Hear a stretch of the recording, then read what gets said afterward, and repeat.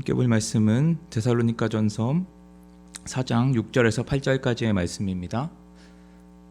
데살로니가전서 4장 6절에서 8절까지의 말씀입니다. 제가 봉독해 드리도록 하겠습니다. 이 일의 분수를 넘어서 형제를 해하지 말라. 이는 우리가 너희에게 미리 말하고 증언한 것과 같이 이 모든 일에 주께서 신원하여 주심이라. 하나님이 우리를 부르심은 부정하게 하심이 아니요 거룩하게 하심이니 그러므로 저버리는 자는 사람을 저버림이 아니요 너희에게 그의 성령을 주신 하나님을 저버림이니라. 아멘. 네. 오늘은 데살로니가전서 4장 6절에서 8절까지의 말씀을 볼 것인데요. 원래 4장 1절에서 8절까지가 한 단락입니다. 지난주에 1절에서 5절까지의 말씀을 함께 보았었죠. 그래서 오늘 이 하나의 문장을 전체적으로 좀 한번 다뤄보도록 하겠습니다. 지난번에 바울이 어떤 일이 있었죠? 주 안에 있는 자들, 그리스도인들을 향해서 어떤 것을 힘쓰라고 이야기했었습니까? 네, 거룩함을 힘쓰라고 이야기했었습니다. 왜 그랬었죠? 이것이 하나님의 뜻이기 때문입니다. 하나님의 자녀인 우리는 우리의 아버지 되시는 하나님의 뜻을 따라가야 합니다. 그래서 우리가 구원받는 그것에는 우리가 아무런 공로가 없지만 하나님의 자녀로 이 세상을 살아가야 한다는 것, 그것은 우리가 자녀된 신분으로서 당연하게 여기고 그것을 행하며 살아가야 한다고 말씀드렸습니다. 그래서 성경에서는 구원을 우리들이 이루어 간다라는 말로 대신하고 있습니다.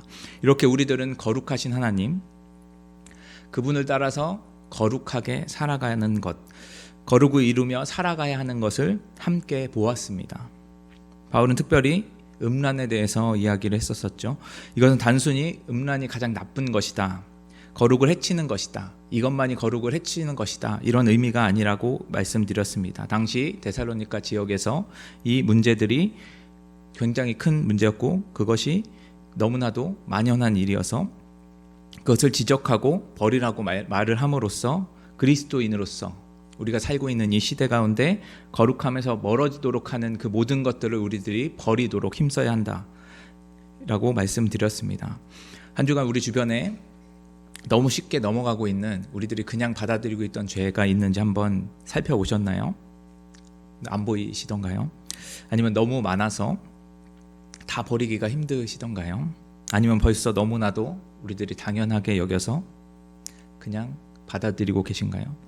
우리는 거룩하게 행하는 것, 그것을 단순히 윤리적이나 도덕적인 문제로 바라보면 안 됩니다. 오직 성경을 기준으로 그 성경을 따라 그 성경에 맞게 우리들이 거룩해져 가는 것을 바라보아야 합니다.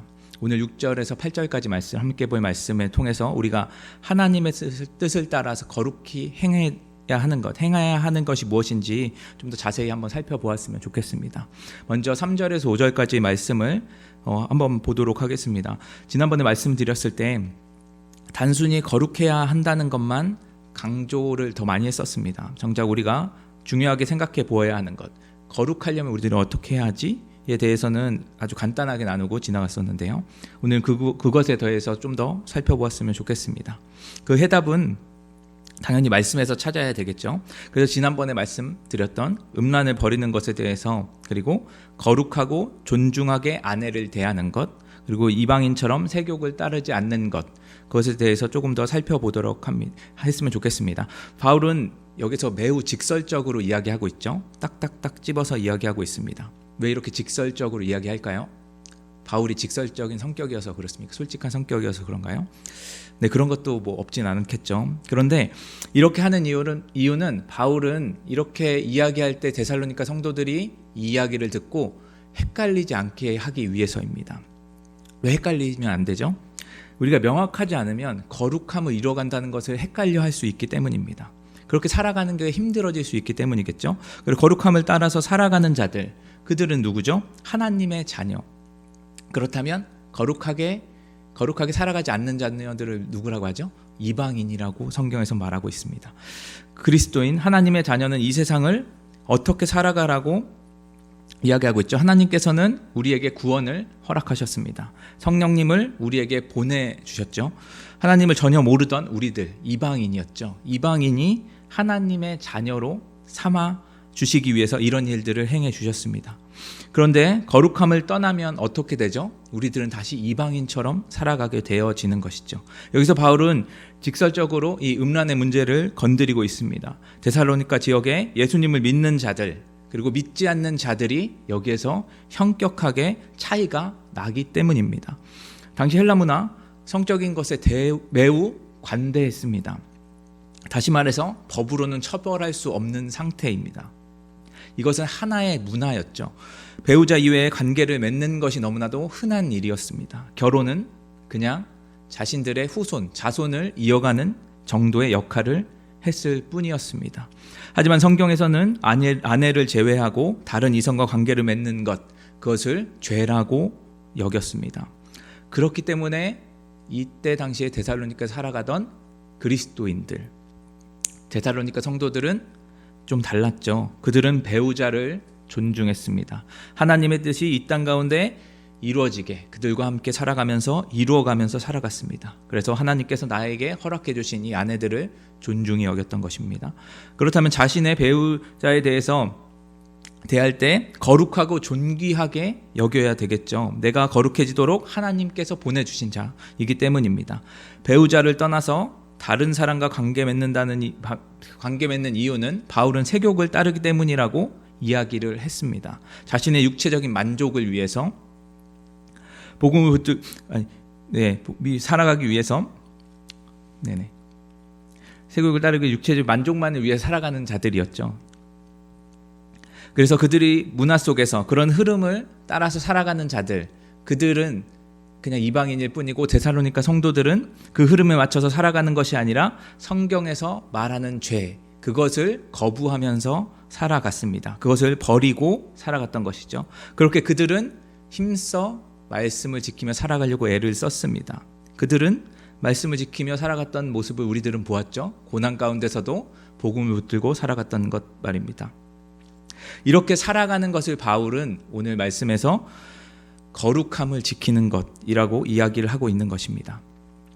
다른 것들도 마찬가지겠죠. 지난주에 말씀을 드렸다시피 이런 음란의 문제, 단순히 그 부분만 이야기하고 있는 것이 아닙니다. 사회에서 너무나 만연한 것들, 죄라고 여기기에는 그들은 죄라고 여기지 않는 것들, 법적으로 처벌할 수 없는 것들, 그것을 대할 때 그리스도인들은 어떻게 그것을 바라보아야 하냐면 자신의 쾌락, 만족을 위해서 살아가는 자들, 그들처럼 살아가는 것이 아니라 하나님의 뜻을 위해서, 거룩함을 위해서 살아가야 된다라고 바울이 이야기하고 있는 것입니다. 그래서 바울은 6절에 음란을 이 일에, 앞에 있었던 모든 것들 이 일에로 하나로 축약합니다. 그리고 나서 분수를 넘어서 형제를 해하지 말라라고 이야기를 하고 있습니다.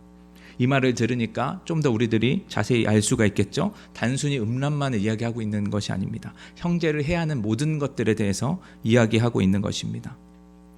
단순히 이웃의 아내를 탐하고 그것으로 인해서 가정을 깨트려지는 것, 그것을 넘어서 형제를 해하는 그 모든 것을 이야기하고 있는 것이죠. 이방인들처럼 자신의 만족을 위해서 살아가지 말라고 이야기를 하고 있는 것입니다. 왜냐하면 우리가 우리 자신만을 위해 살아간다면 하나님께서 우리에게 주신 것들보다, 허락하신 것들보다 더 많은 것을 우리들은 바라고 소망하게 됩니다. 그러면 우리들은 누군가로부터 우리에게 허락되지 않은 걸 뺏어와야 합니다. 그것을 형제를 해하는 것이라고 바울은 이야기하고 있는 것이죠. 요즘에 되게 많이 듣는 유행하는 말이 있습니다. 비트코인, 삼성전자 주식을 그때 샀더라면 하고 생각했을 때 샀더라면 이 말이 굉장히 유행하고 있습니다. 후회한다라는 이야기죠. 그때 샀으면 훨씬 큰 이득을 보았을 텐데. 그런데 그리스도인들은 이런 말을 하는 것, 이렇게 후회하는 것, 그럴 필요가 없습니다. 왜냐하면 우리가 후회하는 것은 하나님을 우리가 이때 알았나, 이제야 알았나라는 것, 그것을 후회하는 게 맞죠. 그런데 그것 또한 하나님께서 내가 예수님을 정말로 구원자로 믿을 수 있을 때 그때 우리에게 허락해 주신 것입니다. 다시 말하면 그리스도인들은 우리의 삶 가운데 후회할 일들이 전혀 없다라는 것입니다. 그런데 우리들은 부동산에 투자하고 주식에 투자하고 비트코인 샀다가 떨어지면 너무나도 속상해하고 투자하지 못했던 것들을 후회하고, 하지만 그것이 하나님의 뜻이라면 어떨까요?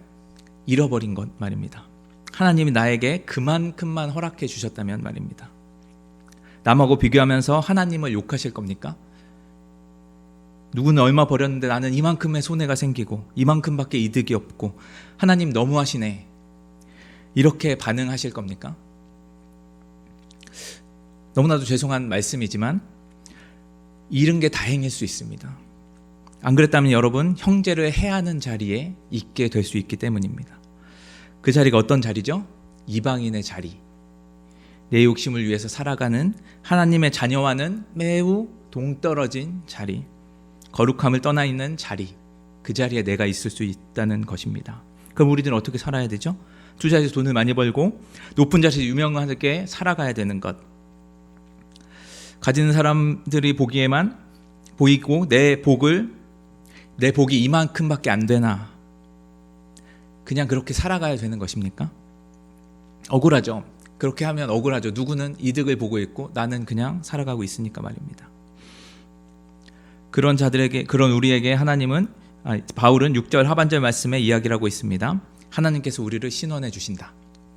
신원해 주신다라는 뜻을 보면 증언해 주신다라는 뜻, 그리고 정확한 판결을 내려 주신다라는 것, 그리고 원한을 풀어준다라는 뜻을 가지고 있습니다. 다시 말해서 우리가 정말 억울한 일이 생긴다면 하나님께서는 반드시 그것을 갚아주실 수 있는 분이라고 이야기하는 것입니다. 사랑하는 성도 여러분, 앞에서 말씀드렸던 것처럼 우리는 이 세상을 살아가면서 어떤가요? 어떻게 살아가나요? 손해를 보면서 살아가나요? 네, 손해를 보면서 살아가죠. 내가 하고 싶은 것들, 예수님을 믿는다는 것으로 때문에 못할 수 있습니다. 남들이 하는 주식이나 부동산 투자들, 그리고 돈을 버는 것들, 그런 것들 못할 수 있습니다. 나는 그냥 거룩해지기를 더 소망하고 맡겨주신 일들, 공부들, 그것만을 열심히 하면서 살아가는 것이 억울하게 생각할 수 있습니다. 그런데 우리가 정말 억울하다면 하나님께서 우리의 사정과 우리의 모든 것, 우리 마음 모든 것을 알고 계신 그 주님께서 반드시 신원해 주실 것입니다. 바울은 이것을 무엇이라고 이야기하냐면 너희에게 알려준 것처럼이라고 이야기하고 있습니다. 우리 중에 모르는 사람 아무도 없죠. 우리가 하나님께 아뢰면, 우리가 억울한 일을 당했을 때 우리가 후회되는 것들을 하나님께 아뢰면 하나님께서 귀한 것을 갚아주신다라는 것 우리들은 잘 알고 있습니다. 그래서 우리 새벽기도 나오시는 거죠. 예배 드리고 계신 거 아닙니까? 그래서 그것을 위해서 우리들은 기도합니다. 지금 제가 하는 말씀이 불편하게 들리실 수도 있을 겁니다. 왜 불편하신 거죠? 제가 말씀을 잘못 전한 건가요? 아니면 성경에 나와 있는 말씀이 잘못되어 있나요? 이 불편하게 생각하는 이유가 뭐죠? 우리가 생각하는 것이 뭐냐면 말씀을 따라가면 우리에게 손해가 있다 라는 생각을 하기 때문입니다. 나에게 이득이 되지 않겠다라는 생각 때문입니다. 많은 그리스도인들이 지금도 그렇게 일반 세상에서 일반 사람들처럼, 세상에 속해 있는 사람들처럼 살아가고 있는데 왜 나만 말씀을 따라가서 이렇게 손해를 보아야 하는가, 어리석게 살아가야 하는가 라고 우리들은 생각할 수 있기 때문입니다. 우리 안에 그런 생각이 있을 수 있죠. 이렇게 살아가면 사회에서 무시당할 수 있습니다. 외면당할 수 있습니다. 그런 우리에게 바울은 7절에 이렇게 이야기하고 있습니다. 하나님이 이렇게 살라고 하는 것은 너희에게 부정함을 주기 위한 것이 아니다. 너희를 거룩하게 하기 위함이다 라고 말하고 있습니다. 거룩하게 하는 것이 무엇이죠? 하나님의 자녀로 여김을 받는 것, 하나님의 자녀로 살아가기에 합당한 자가 되는 것이라고 바울은 계속 이야기하고 있습니다. 더 이상 하나님과 상관이 없는 이방인들, 그들처럼 살아가는 것이 아니라 하나님께서 우리에게 허락하신 것들, 그것에 우리들은 만족하면서 살아가야 한다라고 이야기하고 있는 것입니다. 그것이 우리가 거룩하게 살아가야 되는 삶이다 라고 이야기하고 있는 것입니다. 이것을 아는 우리들, 불편하다고 모른 척하고 그것을 부인하고 살아간다면 그런 자들을 하나님께서는 어떻게 보고 계신지 8절에 이야기하고 있습니다. 성령님을 보내주신 하나님을 저버리는 자라고 이야기하고 있습니다. 여러분들이 원하는 것을 붙들고 여러분들이 바라는 것을 이루기 위해서 남이 손해를 보든지 말든지 상관을 없어하고 성경에서 하지 말라는 것들 중에 내가 지키고 싶은 것들만 지키고 세상과 타협하며 살아가는 것들, 그 모든 것들이 성령님께서 우리 마음에 계속 찔림을 주시고 우리 마음에서 계속 탄식하고 우리 귀에서 계속 들리게 하시고 우리들은 그것을 무시하고 내가 보기에 좋은 것들만 쫓아 살아가는 그 모든 것들이 바로 하나님을 저버리는 것이라고 이야기하고 있는 것입니다. 사랑하는 성도 여러분, 제가 전한 말씀, 그것을 불편하게 들으시는 것, 받아들이지 않으시는 것 상관없습니다. 제가 너무 율법적으로 이야기한다고 생각하실 수 있습니다. 하나님은 사랑이신데 다 용서해 주시고 포함해 주시는 것 같은데 제가 너무한 말을 하고 있는 것 같다라고 생각하실 수 있습니다. 하지만 우리들이 기억해야 하는 말씀이 있죠. 재물과 하나님을 겸하여 섬길 수 없다. 재물만을 이야기하고 있는 것이 아니겠죠. 하나님 외에 모든 것들을 이야기하고 있습니다. 나를 위하여 사는 것, 하나님을 위하여 사는 것 같이 있을 수 없습니다. 음란과 거룩은 절대로 같이 있을 수 없습니다. 지금 우리는 마지막 시대를 살아가고 있죠. 종말의 때를 살아가고 있습니다. 주님이 언제 오실 줄 모릅니다. 그렇다고 지금 하고 계신 일들, 맡겨주신 것들을 다 내려놓고 교회에서 살아야 된다라고 이야기하는 것 아닌 것 잘 알고 계실 것입니다. 제가 드리고 싶은 말씀, 세상 속에서 자연스럽게 흘러가고 있는 세속적인 가치관들, 우리도 젖어 있는 그 가치관들, 그 모든 것들을 세상에서 옳다고 여길 때 우리들은 하나님의 관점에서, 하나님이 보내주신 그 자리에서 그들과 같은 가치관을 가지고 살아가는 것이 아니라 하나님께서 주신 그 가치관을 가지고 거룩함을 지키기 위해서 살아가야 되는 것, 그것을 이야기하고 있는 것이죠. 조금 손해보고 억울하더라도, 무시당하고 그렇더라도 하나님께서, 주님께서 우리들을 반드시 신원해 주실 것이라는 것, 우리를 변호해 주시고 마지막 때 주님께서 이 땅 가운데 심판주로 오실 것이고 우리 억울함이 없도록 죄와 선함과 선악간을 구별하실 것, 분별해 주실 것, 그것을 우리들은 믿어야 합니다. 그 마지막 때를 우리들은 소망하고 살아가야 됩니다. 우리가 처한 상황과 세상의 문화를 거스르며 살아가기 너무 힘든 이 삶 속에서 그것을 바라보며 종말의 때를 바라보면서 그것을 믿음으로 우리들이 이루면서 살아가야 합니다. 이렇게 살아가는 거 매우 어렵습니다. 저도 잘 안 됩니다. 저 잘 못해요. 매일매일 넘어지죠. 그리고 회개합니다. 또 넘어지고 좌절합니다. 하지만 이렇게 거룩함을 위해서 우리들이 힘쓰지 않으면 우리는 우리가 있는 자리에서 무엇이 하나님의 뜻인지, 무엇이 거룩함을 이루어가는지 전혀 알 수가 없습니다. 내가 넘어져 봤을 때 이게 하나님의 뜻이 아니구나, 하나님의 뜻은 이것이구나, 그때야 비로소 우리들은 인식하고 살아갈 수 있습니다. 우리들이 그냥 가만히 있는다면 우리들은 하나님의 뜻이 무엇인지, 거룩함이 무엇인지 인식조차, 고민조차 하지 않고 살아가게 됩니다.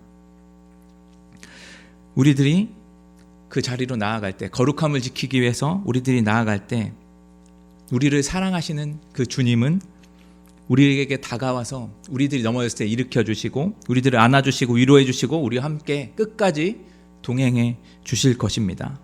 그럴 때 우리는 하나님에 대해서, 하나님의 뜻과 사랑에 대해서 더욱 깊이 알겠죠. 그것을 붙들고 한 걸음 한 걸음 거룩함을 위해서 우리들은 살아갈 수 있게 될 것입니다. 우리 아버지 되시는 주님은 우리들을 절대 놓지 않으십니다. 그리고 지금도 우리 안에서 동행하고 계십니다. 그 사랑의 주님으로 말미암아 우리들은 이 약한 시대 속에서 지금 이 순간에 눈앞에 보이는 것들, 그것에 흔들리고 쫓아가며 살아가는 것이 아니라 이 시대를 쫓아가지 않고 마지막 때 예수님께서 다시 오실 그것을 바라며 기억하고 소망하며 내가 하나님의 자녀임을 기억하고 하나님의 자녀로서 더욱 거룩하게 살아가는데 힘쓰는 저와 여러분들이 됐으면 좋겠습니다. 그렇게 되기를 진심으로 소망합니다.